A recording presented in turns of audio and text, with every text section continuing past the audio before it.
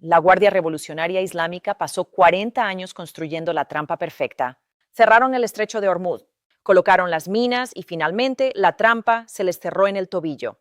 El estrecho de Hormuz, el punto de estrangulamiento estratégico más vital del planeta, se ha convertido en el epicentro de lo que podría ser el enfrentamiento naval más trascendental desde la Segunda Guerra Mundial. Antes de la guerra, 3.000 embarcaciones cruzaban la frontera cada mes. En marzo de 2026, esa cifra se redujo drásticamente a 154. Y entonces ocurrió algo que ningún analista militar anticipó, algo que dio un vuelco al conflicto. Bienvenidos a la Torá. Elena Harris. Si son nuevos por aquí, este canal es su fuente de información especializada sobre las historias militares, geopolíticas y económicas que están transformando el mundo. Lo que están a punto de escuchar es la historia de cómo la Guardia Revolucionaria cerró el estrecho de Hormuz y se atrapó a sí misma en lugar de al mundo. Irán está perdiendo 435 millones de dólares diarios. La Guardia Revolucionaria perdió el rastro de sus propias minas y China acaba de evacuar a sus ciudadanos de territorio iraní. Así que asegúrense de estar suscritos.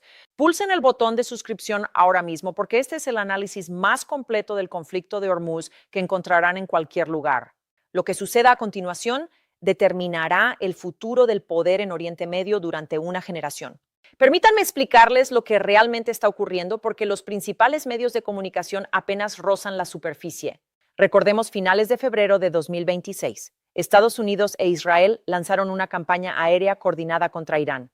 El líder supremo Ali Khamenei fue destituido del poder en las primeras horas de la jornada, en una maniobra que la Guardia Revolucionaria había ensayado durante décadas. La Guardia Revolucionaria actuó de inmediato para bloquear el estrecho de Hormuz. Colocaron minas marinas. Desplegaron lanchas rápidas, realizaron disparos de advertencia contra buques mercantes, declararon el canal zona de guerra y por un instante, solo un instante, pareció que Irán había jugado su carta más poderosa, la carta sobre la que los expertos habían advertido durante 40 años. La carta que supuestamente pondría de rodillas a todo el mundo occidental, estrangulando aproximadamente el 20% del suministro mundial de petróleo y gas natural, licuado en un cuello de botella de 38 kilómetros. La Guardia Revolucionaria creía haber tendido la trampa perfecta. Pensaban que el mundo imploraría ayuda. Creían que Washington cedería. Antes de la guerra, aproximadamente 3.000 buques transitaban por el estrecho de Hormuz cada mes, transportando unos 15 millones de barriles diarios de crudo y productos derivados del petróleo, lo que representaba aproximadamente una cuarta parte del comercio mundial de petróleo. Cuando la Guardia Revolucionaria Islámica, IRGC, cerró esa vía, creyeron que el impacto económico sería tan inmediato e insoportable que forzaría un alto el fuego en los términos iraníes en cuestión de días. Pero fue aquí donde el cálculo estratégico de la IRGC fracasó estrepitosamente. No tuvieron en cuenta las consecuencias. No tuvieron en cuenta lo que ya se dirigía hacia ellos desde el Océano Índico. El 13 de abril de 2026 a las 10:00 am, si hora del este, entró en vigor el bloqueo naval militar estadounidense contra Irán, ordenado por Donald Trump y bajo el mando del almirante Brad Cooper en el Comando Central de Estados Unidos. Piensen en esa fecha. Piensen en lo que significa. Significa que, pocas semanas después de que Irán cerrara las puertas al transporte marítimo mundial, Estados Unidos no negoció desde una posición de desesperación. En cambio, Washington respondió imponiendo su propio contrabloqueo directamente sobre el de Irán. La Guardia Revolucionaria creía tener al mundo como rehén, pero la Armada estadounidense le dio la vuelta a esa situación. Ahora, es Irán quien está siendo estrangulado. Y las cifras cuentan una historia que el régimen de tránsito no quiere que su propio pueblo escuche. Se estima que Irán pierde aproximadamente 435 millones de dólares diarios debido a la paralización total de su comercio. Todos los días. Reflexionemos sobre esto un momento. No por semana ni por mes, sino por día. Esto no es un shock pasajero. Es un colapso estructural progresivo y en cascada de una próstata que ya estaba de rodillas tras décadas de sanciones occidentales. El RGC plantó las minas. El ERGC cerró el estrecho. El ERGC tendió la trampa y ésta se cerró sobre sus propios tobillos. Según CENTENCOM, el bloqueo abarca la totalidad de la costa iraní y advierte que cualquier embarcación que entre o salga de la zona bloqueada sin autorización está sujeta a interceptación, desvío y captura. Y entonces surgió algo casi increíble dentro de la propia crisis. Un detalle tan perjudicial para la credibilidad de la Guardia Revolucionaria que tuve que leer la fuente 3 veces antes de creerlo. Según un informe de inteligencia, Irán perdió el rastro de las minas que plantó en el estrecho de Hormuz y, por lo tanto, es incapaz de abrirlo por completo aunque quisiera. Léalo de nuevo. La Guardia Revolucionaria, los autoproclamados guardianes de la soberanía iraní, plantaron minas en aguas internacionales estratégicas y luego las perdieron. Tendieron una trampa que ahora no pueden desmantelar.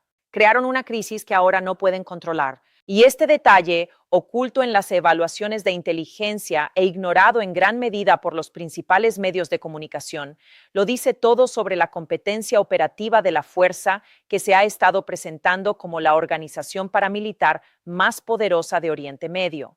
En las últimas 4 décadas, desde que comenzó la guerra, el tráfico marítimo a través del estrecho se ha reducido drásticamente, registrándose el cruce de tan solo 154 buques en todo el mes de marzo, frente a los miles mensuales anteriores al conflicto, lo que representa aproximadamente el 5% del promedio previo a la guerra.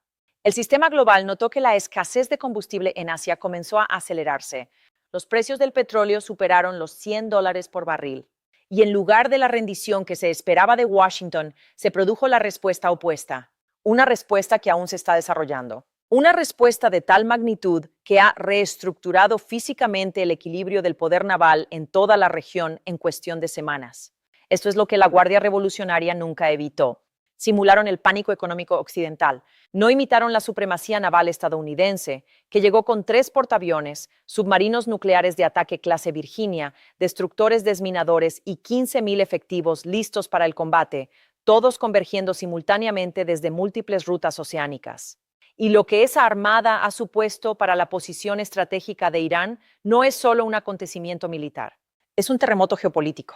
Porque si se observan detenidamente las fisuras que atraviesan la estructura de poder de TAN, el mando de la Guardia Revolucionaria, el gobierno civil y la oficina del nuevo y prácticamente invisible líder supremo, lo que se ve no es un régimen preparándose para contraatacar. Lo que se observa es un régimen que comienza a desmoronarse lenta y dolorosamente. El 17 de abril de 2026, el ministro de Asuntos Exteriores iraní, Abbasari, anunció que el estrecho de Hormuz quedaba completamente abierto a todos los buques comerciales durante el resto del alto, el fuego vinculado al frente libanés. Parecía un gran avance. Fue como si Irán cediera. Los mercados internacionales reaccionaron de inmediato. Los precios del petróleo cayeron bruscamente, perdiendo un 11% en las horas posteriores al anuncio. Los diplomáticos en Islamabad, Mascate y Washington respiraron aliviados. Por un breve instante, el mundo se permitió creer que lo peor de la crisis, si es que había pasado, podría haber quedado atrás. Y entonces la Guardia Revolucionaria Islámica hizo algo que reveló con brutal claridad quién gobierna Irán en la actualidad. A las pocas horas del anuncio de Arak, un individuo que se identificó como miembro de la Armada de la Guardia Revolucionaria transmitió un mensaje por el canal 16 de la Radio Marítima Internacional, en el que afirmaba explícitamente que el estrecho permanecería cerrado y que cualquier reapertura solo se produciría bajo las órdenes del líder supremo, no del gobierno civil. El ministro de Asuntos Exteriores de Irán, un funcionario de alto rango, un diplomático con facultades otorgadas por la presidencia electa, acababa de anunciar una apertura y la Guardia Revolucionaria lo anuló por una frecuencia de radio pública para que todos los capitanes de barco del Golfo Pérsico lo escucharan. Lo que presenciaron en ese momento no fue un malentendido. No se trató de una demora burocrática. Lo que presenciaron fue una demostración en vivo de quién ostenta el verdadero poder dentro de la República Islámica de Irán. Y esa institución no es la presidencia ni el Ministerio de Relaciones Exteriores ni lo que queda del aparato estatal civil. Es la Guardia Revolucionaria Islámica, IRGC. Y la IRGC opera ahora prácticamente sin supervisión civil. He aquí por qué esto es tan importante. Tras la destitución de Ali Khamenei en febrero de 2026, su sucesor, Mustafa Khamenei, ha permanecido prácticamente inaccesible debido a las condiciones de seguridad. Los informes actuales indican que solo los altos mandos de la Guardia Revolucionaria Islámica mantienen comunicación directa con él. Mientras tanto, la cúpula civil, incluyendo al presidente y al Ministerio de Relaciones Exteriores, carece de acceso directo. Piensen en lo que esto significa estructuralmente. El nuevo líder supremo de Irán es prácticamente inaccesible para su propio gabinete. El presidente electo no puede comunicarse directamente con quien ostenta la autoridad constitucional sobre las Fuerzas Armadas. El ministro de Asuntos Exteriores anuncia ceses del fuego que las Fuerzas Armadas no están obligadas a respetar. El secretario de Estado Marco Rubio declaró a Fox News el 28 de abril que el liderazgo iraní estaba profundamente fracturado y que esta fractura estaba complicando directamente los esfuerzos para negociar el fin de la guerra. Y Rubio no se equivoca. Pero lo que no dijo públicamente y que la información de inteligencia sugiere con fuerza es que esta fractura no es solo una complicación para las negociaciones. Se trata de una crisis estructural que impide activamente que Irán tome una decisión coherente y unificada sobre su propio futuro. El presidente Trump plasmó este caos en una publicación en redes sociales escribiendo: "A Irán le está costando mucho decidir quién es su líder. La lucha interna se da entre los intransigentes, que han sufrido grandes derrotas en el campo de batalla, y los moderados, que no son nada moderados. Pero ganarse el respeto es una locura. Tenemos el control absoluto del estrecho de Hormuz. Ningún barco puede entrar ni salir sin la aprobación de la Armada de los Estados Unidos. Ahora bien, las publicaciones de Trump en redes sociales suelen estar dirigidas al público interno, a la imagen pública y a la presión. Pero si dejamos de lado la retórica, la afirmación fundamental se mantiene. La Armada de los Estados Unidos controla el estrecho y las divisiones internas de Irán son reales, están documentadas y se agudizan a causa de los más débiles. Desde entonces, la administración Trump ha reconocido que subestimó la disposición de Irán a cerrar el estrecho antes de iniciar la guerra. Una acción que probablemente se podría haber evitado si Estados Unidos hubiera desplegado recursos militares en las cercanías desde el principio para disuadir a Irán de hacerlo. Se trata de una admisión sorprendente viniendo de los propios círculos de planificación bélica de Washington. Esto significa que la estratagema de la IRGC de cerrar la línea recta el primer día sí tomó parcialmente por sorpresa a los planificadores estadounidenses. La colocación de minas, el despliegue de lanchas rápidas, el sistema de cobro de peaje que la IRGC estaba implementando en el transporte marítimo comercial. Esto fue más rápido y agresivo de lo previsto. Y durante esas primeras semanas de marzo, Irán realmente tuvo una influencia que nunca antes había tenido en ningún enfrentamiento previo con Occidente. Pero aquí está el problema con las trampas. Solo funcionan si puedes controlarlas. Y la Guardia Revolucionaria no pudo controlar esta. Si este análisis te resulta útil, suscríbete al canal de la Dr. Elena Harris y activa las notificaciones. Cubrimos esta crisis a diario con la profundidad que merece. Suscríbete para no perderte ninguna actualización. El 22 de abril, Irán capturó 2 buques portacontenedores que intentaban salir del Golfo Pérsico a través del estrecho de Hormuz. Tras dispararles a ellos y a otro buque los días 18 y 19 de abril, la Guardia Revolucionaria Islámica abrió fuego contra 2 buques mercantes con bandera india, el Sanmar Herald y el Jaguar Nav. A pesar de que estos buques habían recibido autorización previa para transitar por el estrecho, India no es un país occidental. India no es un aliado de Estados Unidos en el sentido militar formal. India es uno de los mayores importadores de energía del Golfo Pérsico. Y durante décadas, Irán cultivó cuidadosamente a Nueva Delhi como socio estratégico al margen de las sanciones occidentales. El ataque a buques indios no fue una demostración de fuerza, fue una demostración de desesperación. Fue la Guardia Revolucionaria Islámica atacando indiscriminadamente porque había perdido la capacidad de distinguir entre enemigos y partes neutrales. Y al hacerlo, aceleró el mismo aislamiento al que intentaba resistirse. Los Emiratos Árabes Unidos han sido uno de los críticos más acérrimos de la postura de Irán, y su embajador en Estados Unidos pidió la reapertura incondicional del estrecho de Hormuz, que Irán sea responsable de reparaciones y daños, y un amplio acuerdo que restrinja el apoyo de Irán a grupos armados en todo el mundo. La región. Los estados del Golfo que en su día toleraron tácitamente la influencia iraní, que gestionaban canales comerciales paralelos y mantenían comunicaciones extraoficiales, ahora se han alineado formalmente contra el régimen. Arabia Saudita, los Emiratos Árabes Unidos y Bahrein, los exportadores de energía que más se benefician de una apertura directa y más pierden con un prolongado bloqueo iraní, son ahora los principales defensores de Washington a favor de la máxima presión. La estrategia de colocación de minas de la Guardia Revolucionaria no doblegó la determinación estadounidense. Unificó a los países del Golfo contra Irán de una manera que ninguna cantidad de diplomacia estadounidense había logrado. Kushner llegó a Islamabad para mantener conversaciones de paz directas con una delegación iraní que incluía al ministro de Asuntos Exteriores, Archi, y al presidente del Parlamento, Muhammad Bagar Ghalibaf. El 2 de abril, Vance abandonó Pakistán anunciando el fracaso de las negociaciones. Un solo día de conversaciones. Eso es lo que produjeron 2 meses de guerra, minería ilegal, incautación de petroleros y crisis energética mundial.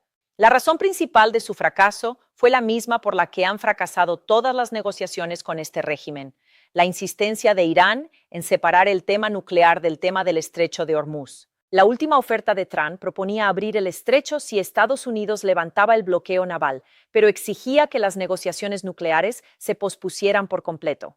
Era improbable que Trump aceptara. Levantar el bloqueo sin resolver la cuestión nuclear eliminaría una base clave para Estados Unidos. Washington se negó. Y cuando Washington se negó, la trampa que la Guardia Revolucionaria había tendido, la trampa que creían que le daría a Irán la supremacía en las negociaciones, se transformó en el mecanismo de su propia ejecución económica. Ahora bien, hablemos de lo que realmente significa algo masivo, porque esta es la parte que la Guardia Revolucionaria no previó. El cerco estratégico total que ha encerrado a Irán en una caja de la que no puede salir ni pensando, ni gastando, ni negociando. El bloqueo naval estadounidense abarca la totalidad de la costa iraní. Cualquier embarcación que entre o salga sin autorización está sujeta a interceptación, desvío y captura. Pero el bloqueo es solo una parte de lo que ha llegado. Junto con el bloqueo, esta guerra ha entrado en juego algo mucho más trascendental que los buques de guerra: la completa reestructuración de los flujos energéticos globales. Y este hecho, por sí solo, podría ser más letal para el régimen iraní que cualquier ataque con misiles lanzado por Washington desde el 28 de febrero.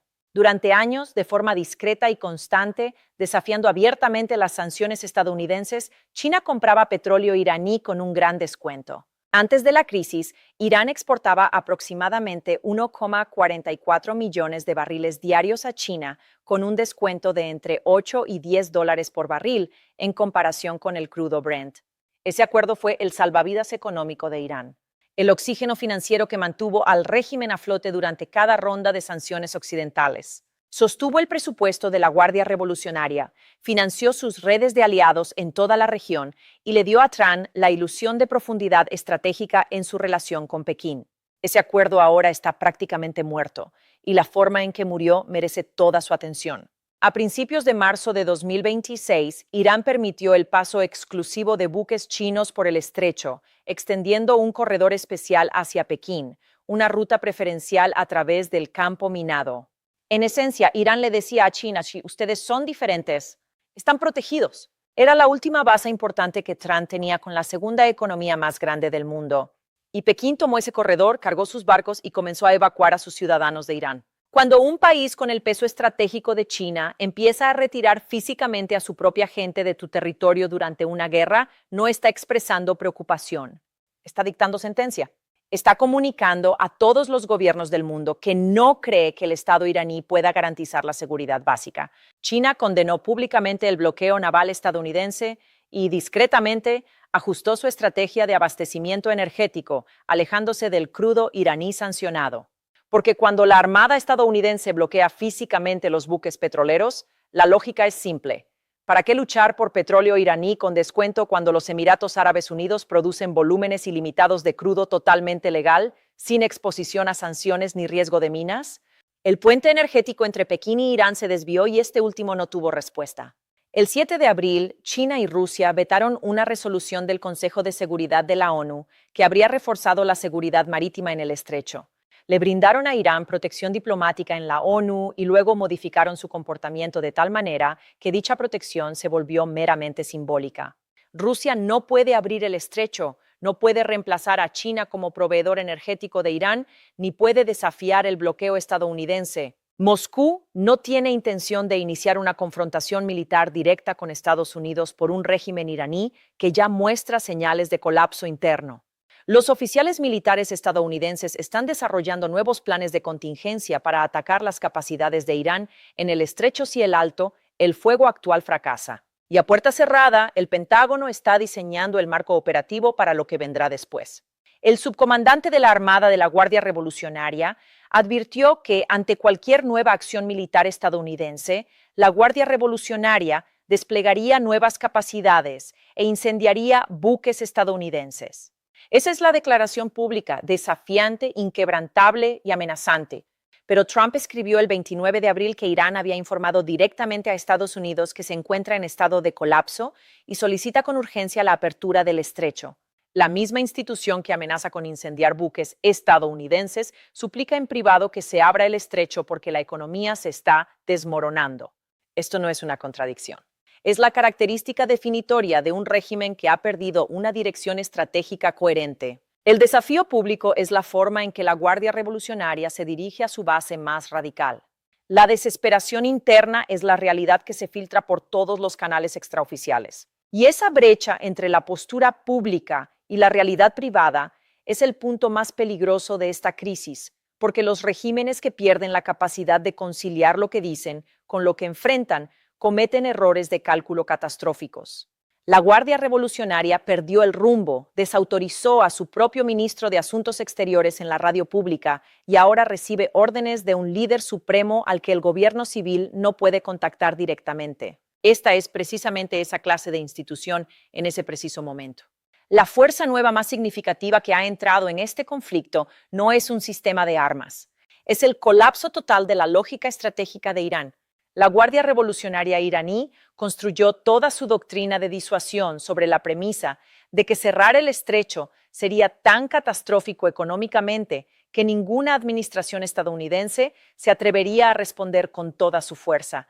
Esa suposición ya no es válida. El tráfico en el estrecho se ha mantenido en torno al 5% de los promedios anteriores a la guerra. La economía global absorbió el impacto. Fue doloroso. El petróleo superó los $100. La escasez de combustible se agudizó. La gasolina en California superó los $5. Pero la Alianza Occidental no se fracturó. La OTAN no se desintegró. Los estados del Golfo no desertaron. El sistema global se doblegó, pero no se rompió. La suprema disuasión de Irán resultó ser una carta que la otra parte estaba dispuesta y era capaz de absorber. La última propuesta de Irán ofrece reabrir el estrecho si Estados Unidos levanta su bloqueo, posponiendo al mismo tiempo las negociaciones nucleares. La respuesta de Washington. El secretario de Estado, Marco Rubio, dejó claro que la cuestión nuclear sigue siendo la exigencia principal. Washington no está desvinculando el proyecto de Hormuz del tema nuclear. Y cada día que Irán se niega a un compromiso integral sobre el enriquecimiento, la pérdida diaria de $435 millones sigue aumentando. ¿Qué hará Irán ahora?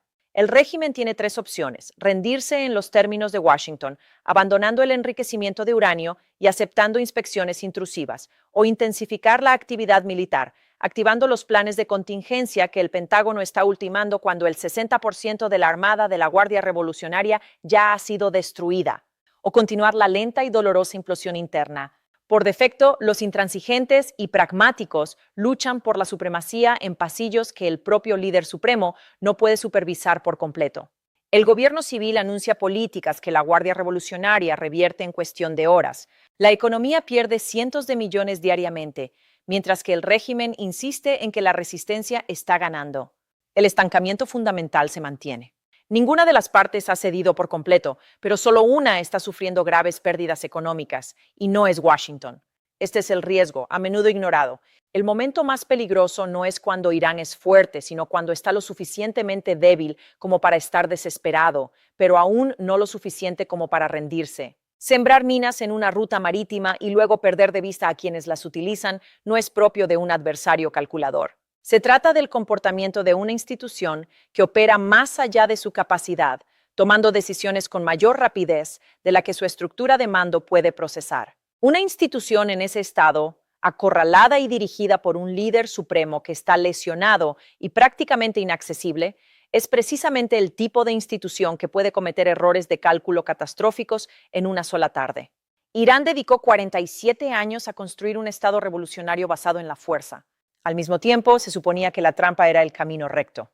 Pero la verdadera trampa, la que se cerró silenciosamente durante décadas, fue la decisión de construir una identidad nacional en torno a la confrontación permanente con una potencia a la que se podía provocar, pero nunca derrotar realmente. Esto no es solo un enfrentamiento militar, es el fin de una era estratégica. Y el mundo que surja de la crisis del estrecho de Hormuz será radicalmente diferente al que existía el 27 de febrero de 2026. Suscríbase ahora mismo al canal de la doctora Elena Harris si desea seguir de cerca cada novedad de esta historia. Ofreceremos cobertura continua del conflicto de Hormuz, las pérdidas diarias de Irán, 435 millones de dólares, y si el régimen se rendirá, intensificará la violencia o colapsará desde dentro antes de que la presión económica se vuelva insostenible. Activa las notificaciones para estar al tanto de nuestras publicaciones. Deja tus comentarios. ¿Crees que Irán se rendirá, intensificará la violencia o colapsará desde dentro?